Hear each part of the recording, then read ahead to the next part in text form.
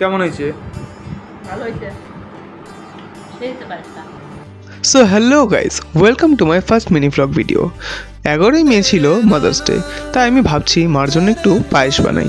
তার জন্য আমি 4 প্যাকেট দুধ অর্থাৎ 2 লিটার দুধ নিয়ে নিয়েছি। এবার সেই দুধটাকে গ্যাসে বসিয়ে আমি জাল করতে থাকবো।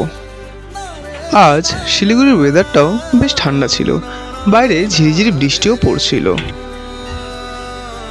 এবার আমি 2 লিটার দুধের জন্য 60 গ্রাম ননি আতপ চাল ধুয়ে নিচ্ছি। 2-3 বার ভালো করে ধুয়ে জল ঝরিয়ে রেখে দেব। দুধটা একবার ফুটে আসলে আমি 2টো তেজপাতা গরম করে সেই দুধে দিয়ে আবার জাল দিতে থাকবো। দুধটা একটু ভালো করে জাল হলেই সেই ভেজানো জল ঝরিয়ে রাখা চালটা আমরা দুধে দিয়ে দেব এবং ভালো করে মিশিয়ে নেব। দেখো, প্রত্যেকটি মা তাদের সন্তানের জন্য সারা বছর এত কিছু করতে থাকে, তাই আমাদেরও উচিত তাদের জন্য একটু কিছু করা। হ্যাঁ, হয়তো বড় কিছু না করতে পারি, কিন্তু এটুকু তো করাই যায়। এবার আমি কতগুলো কাজু ও কিশমিশ জলে ভিজিয়ে রেখে দেব।